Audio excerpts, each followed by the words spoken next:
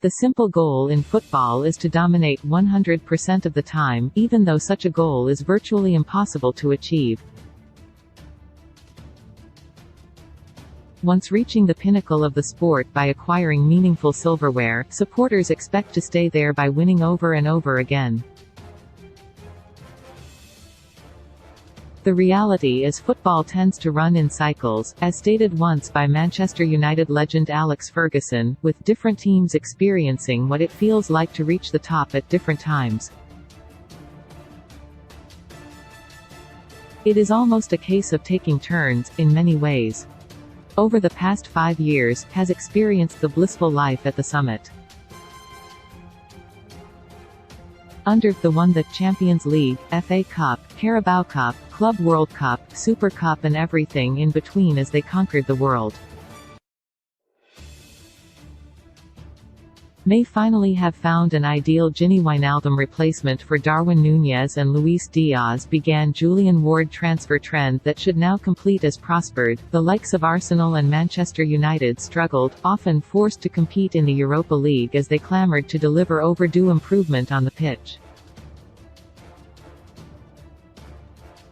Those dark days are dreaded and hated by supporters, but often, times of hardship can deliver openings for promising talents to grab the spotlight and showcase what they are made of.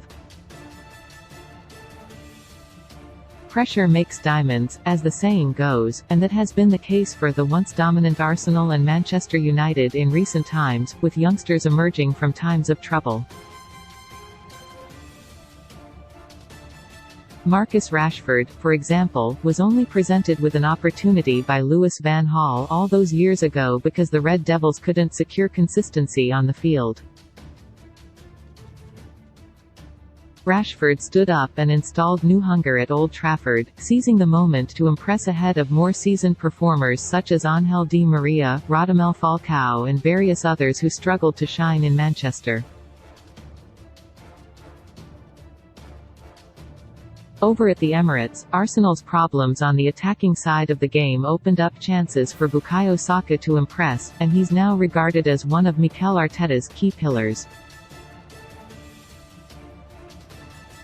This season, Rashford and Saka are both thriving on the pitch, and each of their respective teams is prospering.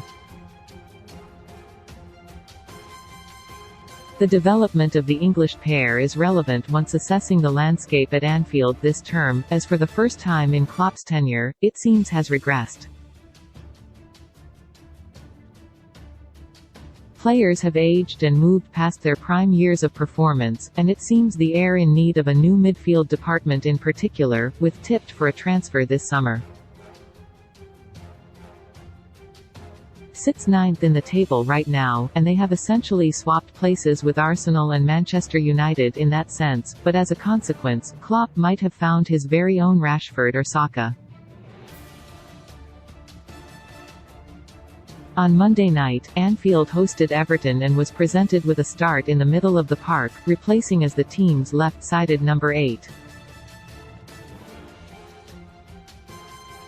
He's made a number of starts since the end of the World Cup in December, but this was very much a coming-of-age display that offered an insight into what he could become in a red shirt. Would Bajcetic have been presented with as much game time of late if had been competing at the top of the table yet again?